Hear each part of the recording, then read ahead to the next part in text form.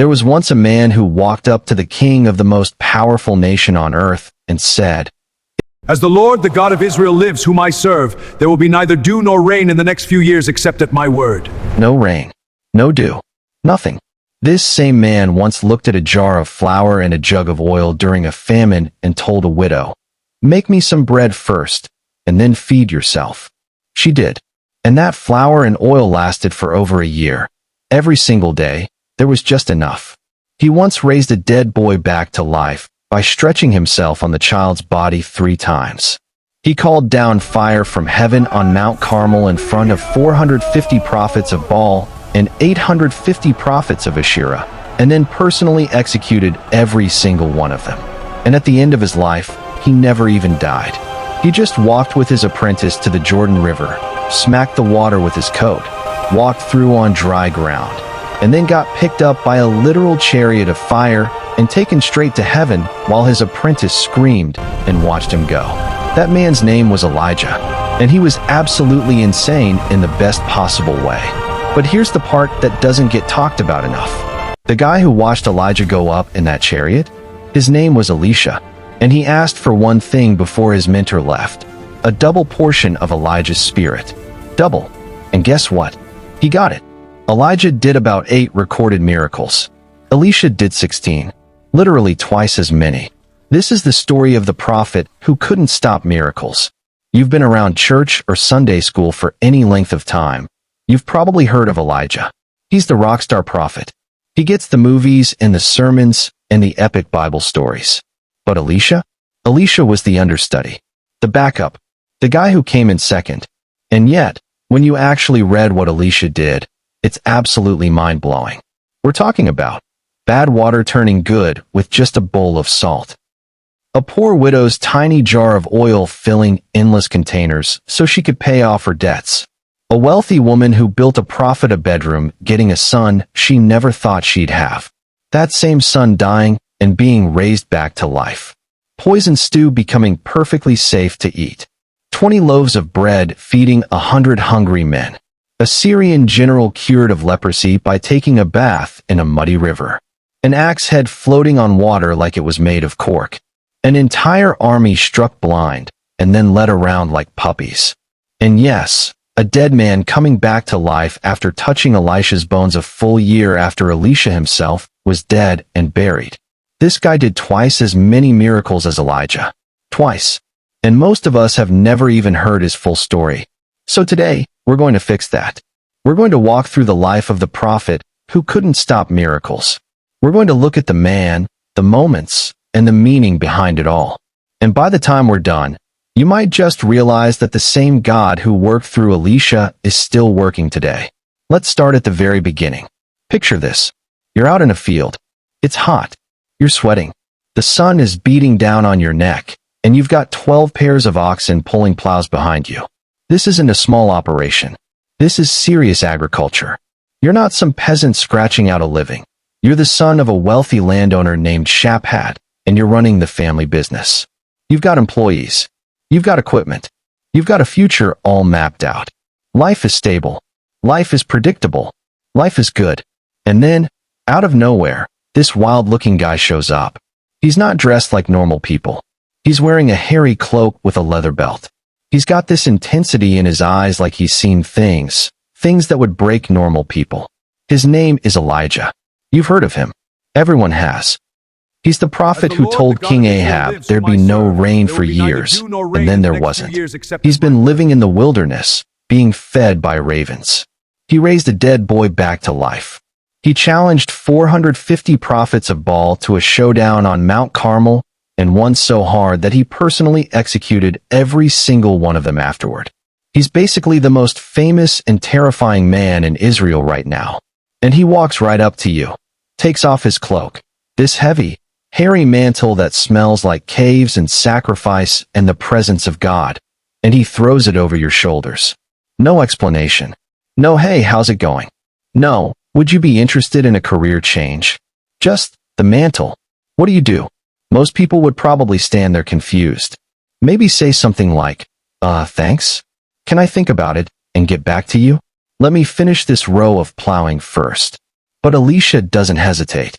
He leaves the oxen right there in the field. He runs after Elijah and says, "Let me kiss my father and mother goodbye, and then I'll follow you."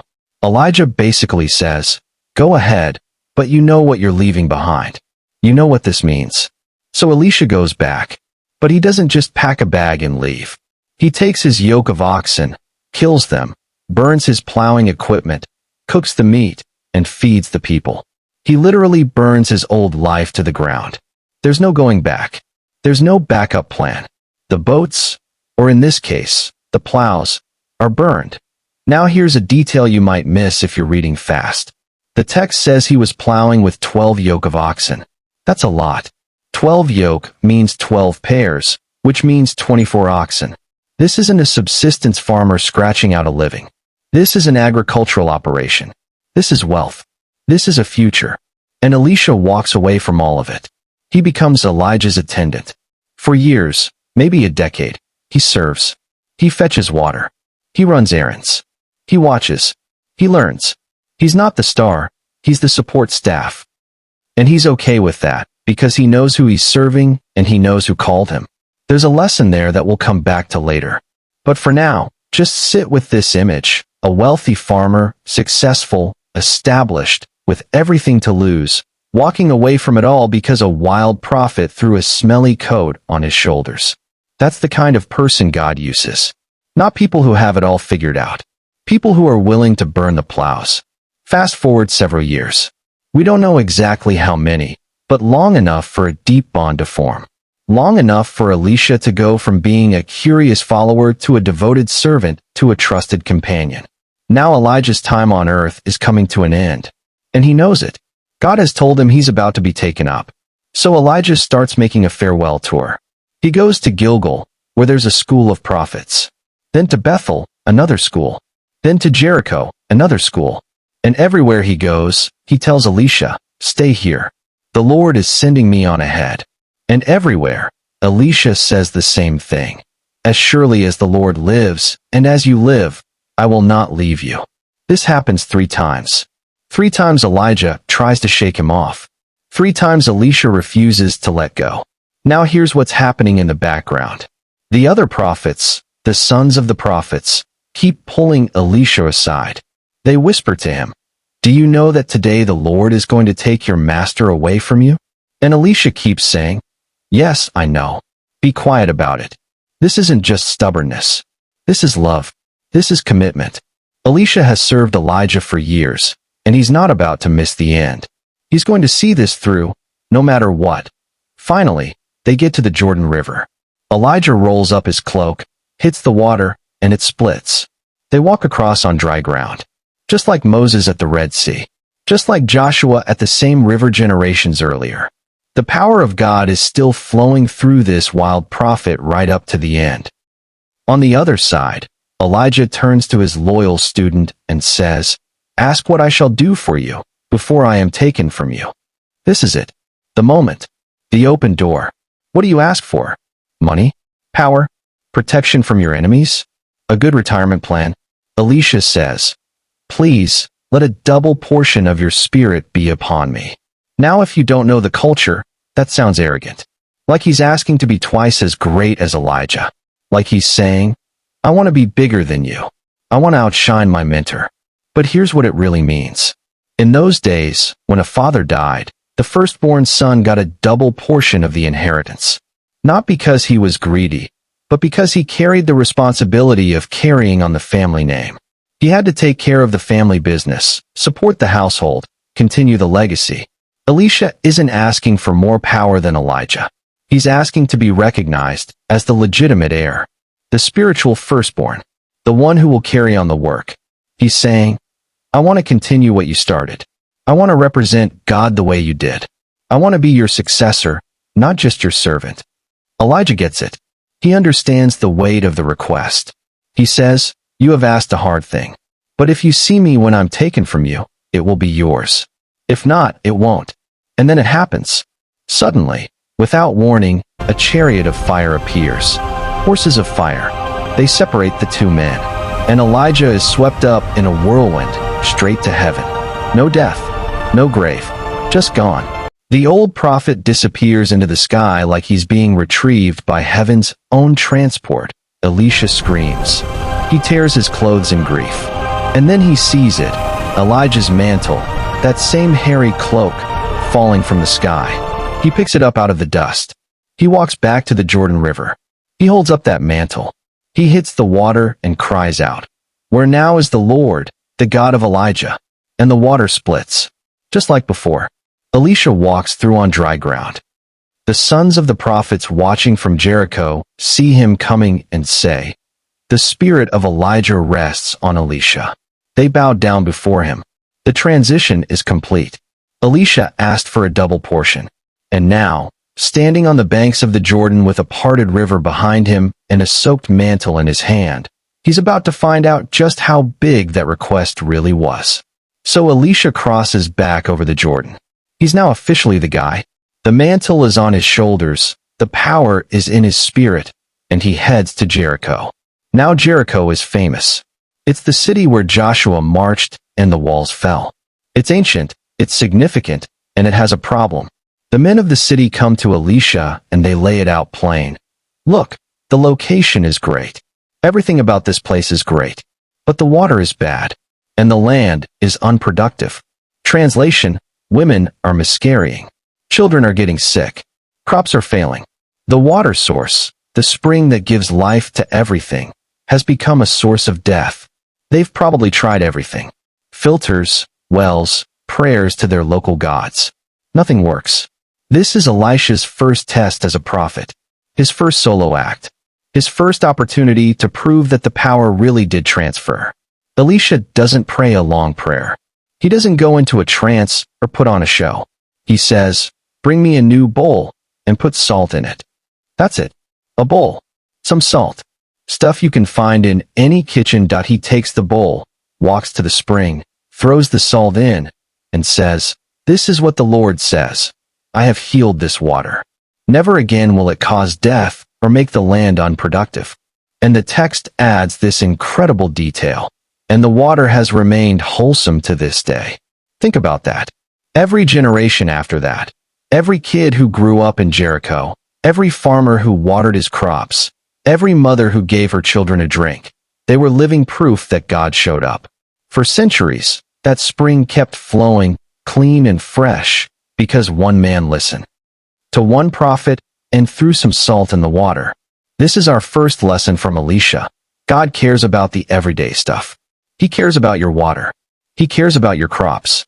He cares about the things that make daily life livable. He's not just a Sunday God. He's a Monday through Saturday God too.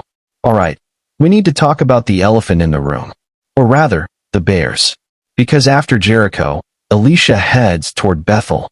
And as he's walking up the road, a group of youths comes out of the city and starts mocking him. They're yelling, "Go up, you bald head. Go up, you bald head."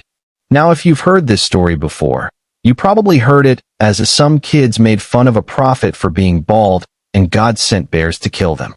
And if that's your version, I totally get why you're uncomfortable. That sounds harsh. That sounds like the opposite of the loving God we read about in the New Testament. So let's dig deeper, because context changes everything. First, the location. Bethel. This isn't a neutral town. Bethel is where Jeroboam set up one of his golden calves decades earlier. This is the epicenter of idol worship in the northern kingdom. These kids grew up in a culture that had rejected God, rejected his prophets, and set up their own version of religion. They're not innocent children from a godly home.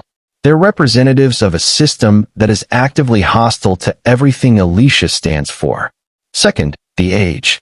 The Hebrew word here, Naaram, can mean anything from infants to young adults. In this context, given that 42 of them got mauled, we're talking about a sizable mob of young men. Not kindergartners. Think more like fraternity guys with an attitude problem, or a gang of young toughs who've been taught to disrespect prophets. Third, the mockery. "Go up, you bald head." What's that about? Well, Elijah just went up to heaven. Everyone knew about it. It was the talk of the nation. So these guys are essentially saying, "Hey, bald prophet, why don't you go up too? Why don't you do your disappearing act?" They're mocking not just Elisha's baldness, but the entire prophetic ministry. They're spitting on the legacy of Elijah and the calling of Elisha. They're daring God to do something. This isn't playground teasing. This is contempt for God. And in a culture that was supposed to be God's people, that's a big deal. Elisha turns around, looks at them, and pronounces a curse in the name of the Lord. And then 2 bears come out of the woods and maul 42 of them. Now here's what I want you to notice. Elisha didn't call the bears. He didn't pray for bears. He simply pronounced judgment, and God backed it up. The point isn't that God is eager to kill people. The point is that God takes his reputation seriously. And when an entire generation grows up mocking him and his messengers, there are consequences. This story is a boundary marker. It tells us, don't mess with God's prophets. Don't mock what you don't understand. Because the same God who heals water also defends his name. Now we come to a story that hits different for anyone who's ever struggled with money. A widow comes to Elisha, and she's desperate. Her husband was one of the prophets, one of the good guys. But now he's gone, and she's left with debt and no way to pay it. And here's the worst part. The creditor is coming to take her 2 sons as slaves. In those days, if you couldn't pay your debts, you could sell yourself, or your children, into indentured servitude until the debt was paid. For this woman, that means losing her boys. The only family she has left. Gone. She cries out to Elisha. And notice his first question. What do you have in your house? Not what do you wish you had? Not what can I get for you? Not let me pray about it and get back to you. What do you have? She says, nothing. Nothing at all. Except a small jar of oil. A tiny flask. Maybe enough for a meal or 2. Practically worthless. But Elisha sees potential where she sees poverty. He tells her, go to your neighbors. Borrow as many empty jars as you can. Don't just get a few, get as many as you can find. Then go inside, shut the door behind you and your sons, and start pouring. Now picture this scene. She's running around the neighborhood, knocking on doors, asking for every empty container people can spare. Jugs, jars, pots, clay vessels, old water containers. She stacks them in her house until there's barely room to move. Then she shuts the door. She takes that tiny jar of oil, and she starts pouring. Into the first vessel. It fills. The oil keeps coming. Into the second. It fills. Third. Fourth. Fifth. The oil doesn't stop. She's pouring. Her sons are bringing her empty vessels, and the oil just keeps flowing. It's like an infinite coupon. It's like a bank account that refills itself. Finally, she runs out of vessels. The oil stops. She runs back to Elisha. He says, go, sell the oil, pay your debt.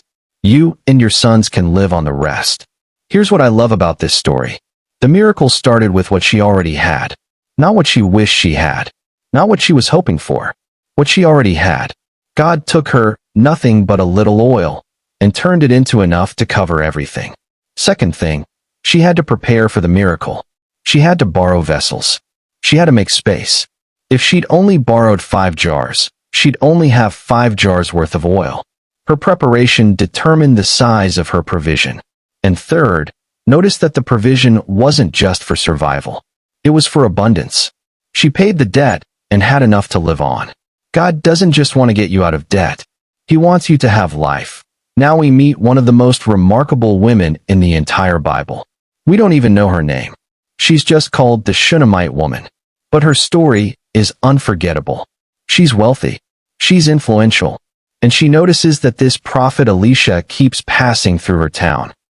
She recognizes something in him, a holy man of God. So she talks to her husband and says, let's make a small room on the roof. Put a bed in it, a table, a chair, a lamp. That way, whenever he comes by, he has a place to stay. No strings attached. No asking for favors. Just pure hospitality. Elisha is touched. He wants to do something for her. He asks around, what does she need? Gehazi, his servant, mentions, well, she doesn't have a son, and her husband is old. So Elisha calls her. She stands in the doorway, and he says, this time next year, you'll be holding a son. Her reaction is priceless. She says, no, my lord. Don't lie to me. Don't get my hopes up. She's been down this road before. She knows the pain of empty arms. She's learned not to hope because hope hurts. But a year later, she's holding a baby. Fast forward a few years. The boy is old enough to be out in the fields with his father. One day he starts screaming, "My head! My head!" They carry him to his mother, and he dies in her lap. Now most people, at this point, would collapse. They'd scream at God. They'd shake their fist at heaven. "You gave me this child, and now you're taking him? What kind of cruel joke is this?" But this woman doesn't scream. She doesn't tell anyone. She carries her son upstairs, lays him on Elisha's bed, and shuts the door. Then she saddles a donkey and rides like a madwoman to find Elisha. When Elisha sees her coming, he sends Gehazi, "Go ask if everything's okay." She basically tells Gehazi to get lost. She finds Elisha and falls at his feet. And her words cut deep. "Did I ask you for a son? Didn't I tell you not to get my hopes up?" Elisha sends Gehazi ahead with his staff. "Lay it on the boy's face." Gehazi does it. Nothing happens. So Elisha goes himself. He goes into the room, shuts the door, and prays. Then he stretches himself out on the boy, mouth to mouth, eyes to eyes, hands to hands. The boy's flesh grows warm. Elisha gets up, walks around, then stretches on H. Hands to hands. The boy's flesh grows warm. Elisha gets up, walks around, then stretches on him again. The boy sneezes 7 times and opens his eyes. Elisha calls her in. "Take your son."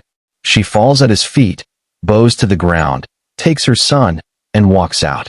Here's what gets me about this story. She never accepted that the situation was final. She didn't tell anyone her son was dead. She didn't start planning a funeral. She went straight to the source of life. She held on to hope when hope looked ridiculous. And here's the kicker. Years later, when a famine hits, Elisha warns her to leave. She goes to Philistia for 7 years. When she comes back, her land has been taken by squatters. She goes to the king to appeal, and at that exact moment, Gehazi is telling the king about the time Elisha raised a dead boy. The king restores everything she lost, plus all the income from the years she was gone. This woman's story doesn't end with one miracle. It ends with double restoration. Because when you honor God's people, God honors you. Famine in the land. Times are hard. Elisha is back in Gilgal with the sons of the prophets, basically a Bible college for young prophets, and everyone's hungry. He tells his servant, "Put on the big pot and cook some stew for these guys." One of the guys goes out to gather herbs. He's doing his best, but he doesn't know his plants very well. He finds some wild vines, picks the gourds, and throws them in the pot. Problem is, they're poisonous. They start eating, and immediately someone screams, "Man of God, there's death in the pot." Panic. Everyone's probably gagging, spitting, checking their pulses. But Elisha just says, "Bring some flour." He throws the flour in the pot and says, "Serve it up." The stew is fine. No one dies. God fixed their mistake. Then, right after that, a man shows up with an offering, 20 loaves of barley bread and some fresh grain. It's a generous gift, but Elisha's got 100 hungry prophets to feed. He tells Naaman, the leper who learned to obey. Now we come to the story that takes up an entire chapter in the Bible. It's the longest, most detailed account in Elisha's ministry, and it's about an enemy general. Naaman is the commander of the Syrian army. Think top general. 5-star rank. He's won battles. He's got the king's ear. He's respected and feared. The text calls him a great man and a valiant warrior. But it also says he had leprosy. Leprosy in the Bible isn't always what we call leprosy today. It's a skin condition that makes you ceremonially unclean. It doesn't kill you quickly, but it kills you socially. You're isolated. You're untouchable. And for a man like Naaman, proud, powerful, used to being in control, it's a slow death. Enter a slave girl. She's been captured in a raid, and she serves Naaman's wife. She could be bitter. She could be silent. But she's not. She says, "If only my master could see the prophet in Samaria, he would cure him." That's faith. That's a girl who knows her God, even in captivity. Naaman grabs the message and runs with it. He gets a letter from his king to the king of Israel, loads up 10 talents of silver, 6,000 shekels of gold, and 10 sets of clothing. This is a fortune, and heads to Samaria. When the king of Israel reads the letter, he freaks out. He tears his robes. Am I God? Can I kill and bring back to life? This guy is just looking for an excuse to attack us. Elisha hears about it and sends a message. Send him to me. He'll know there's a prophet in Israel. So Naaman shows up at Elisha's door with his horses and chariots and all his wealth. He's expecting a show. He's expecting Elisha to come out, wave his hands, call on God, do something dramatic. Instead, Elisha doesn't even come out. He sends a messenger. And the message is simple. Go wash in the Jordan 7 times, and your flesh will be restored. Naaman is furious. He storms off, and here's his rant. I thought he'd come out to me. I thought he'd stand and call on God. I thought he'd wave his hand over the spot. And the Jordan? Our rivers in Damascus, the Abana and the Pharpar, are better than all the waters of Israel. Couldn't I wash in them and be clean? He's angry because the cure is too simple, too undignified, too muddy. But his servants, bless them, come up to him and say, Father, if the prophet had asked you to do something hard, wouldn't you have done it? How much more, then, when he tells you, wash and be cleansed? That's logic. That's wisdom. Naaman listens. He goes down to the Jordan, dips himself 7 times, and his flesh is restored, like the flesh of a little child. He goes back to Elisha and says, Now I know there's no God in all the earth except in Israel. Naaman offers gifts. Elisha refuses. Naaman asks for 2 mule loads of soil to take back to Syria, so he can worship Yahweh on Israelite ground. He also asks for pardon. When his master goes into the temple of Rimmon and leans on Naaman's arm, and Naaman has to bow, will God forgive him? Elisha says, Go in peace. Now here's where the story takes a dark turn. Gehazi, Elisha's servant, watches all this and thinks, My master let this Syrian off too easy. All that wealth, and he took nothing?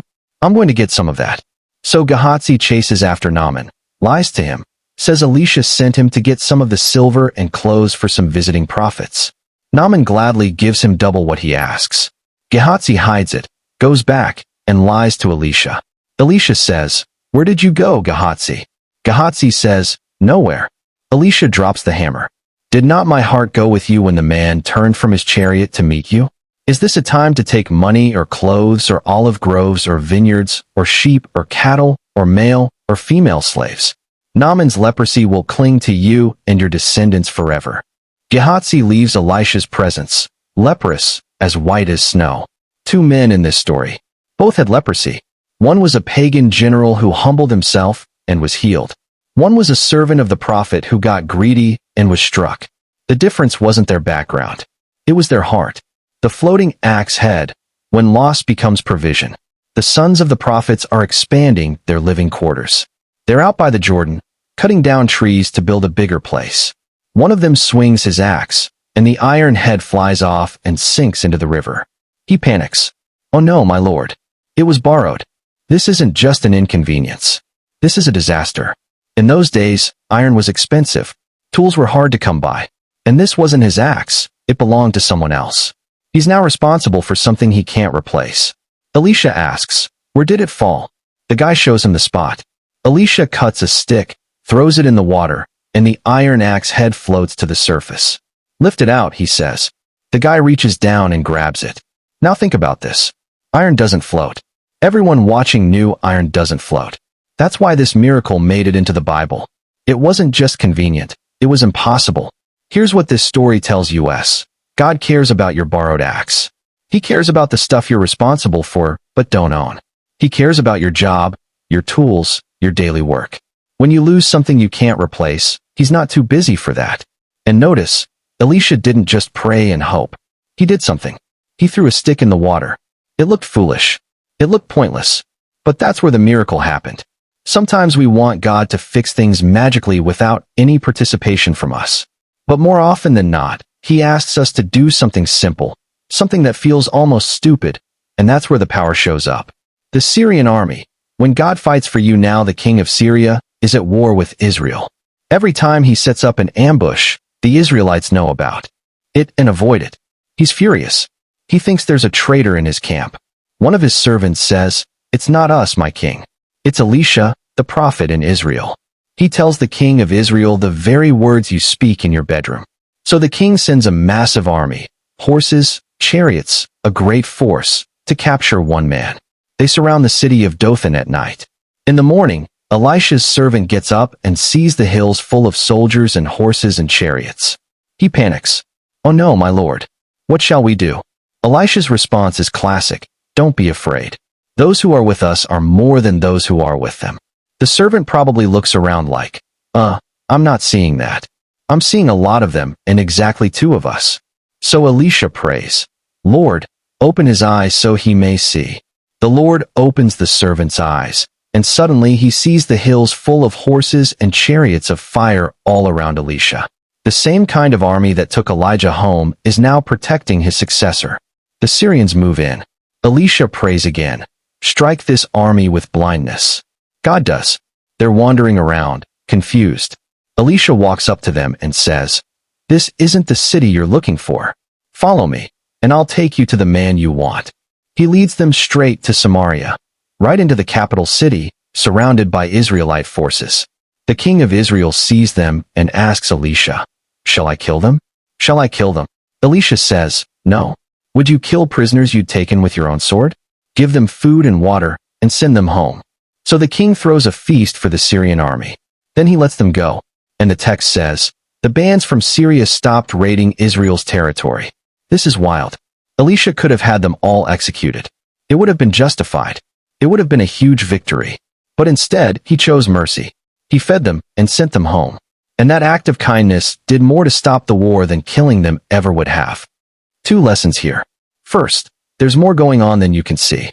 When you're surrounded by problems, remember the hills are full of horses and chariots of fire. You're not as alone as you think. Second, sometimes the best way to defeat your enemy is to feed him. Mercy can accomplish what violence never will. The end. Hazael, Jehu, and the fall of Jezebel.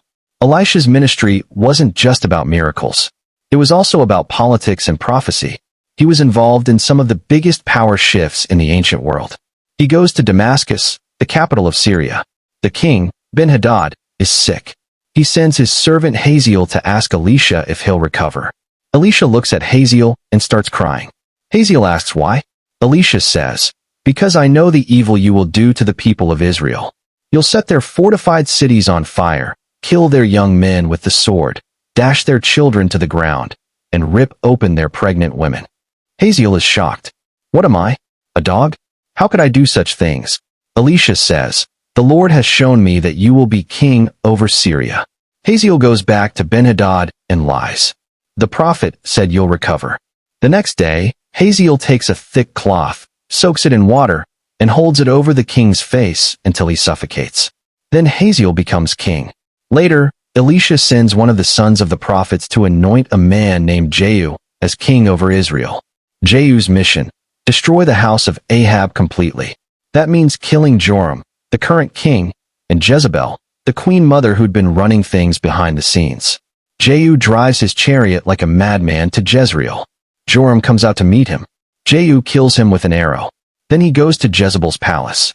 Jezebel, hearing what's coming, puts on makeup and fixes her hair.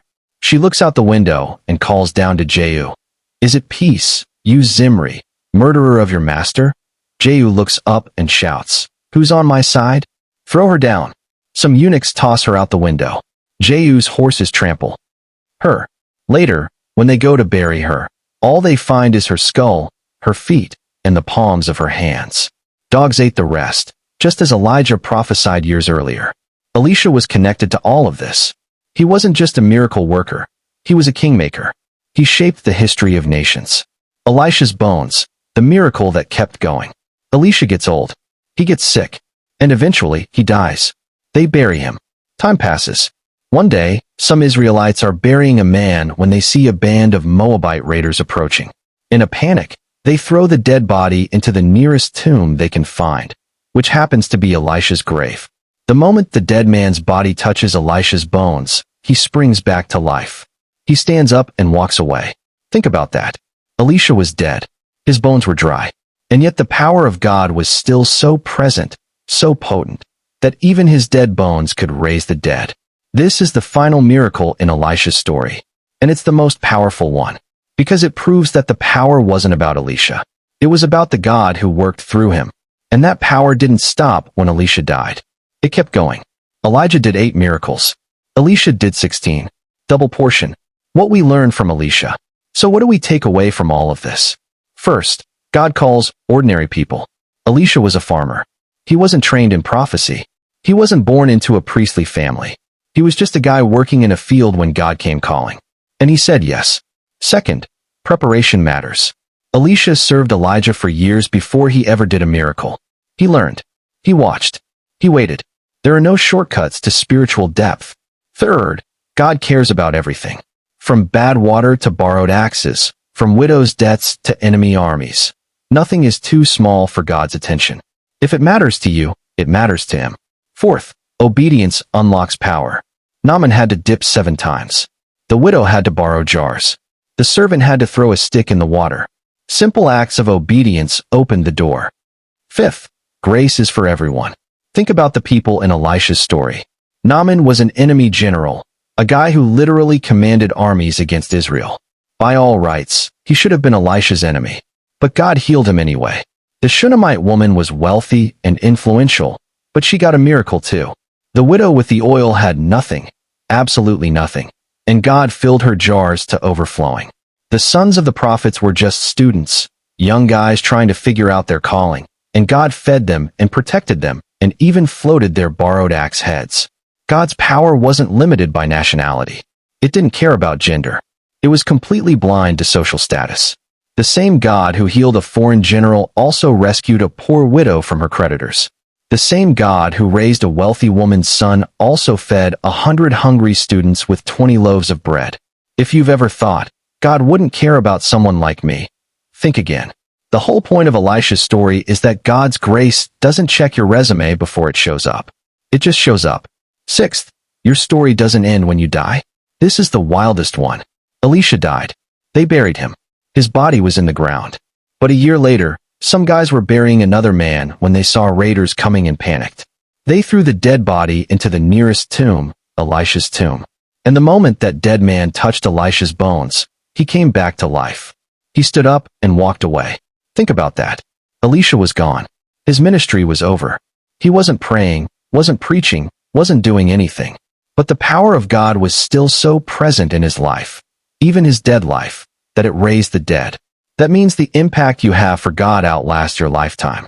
The way you live, the choices you make, the faith you walk out every day, it doesn't stop mattering when you're gone. You're building a legacy right now, whether you realize it or not. Like and subscribe to this channel for my Bible stories like this.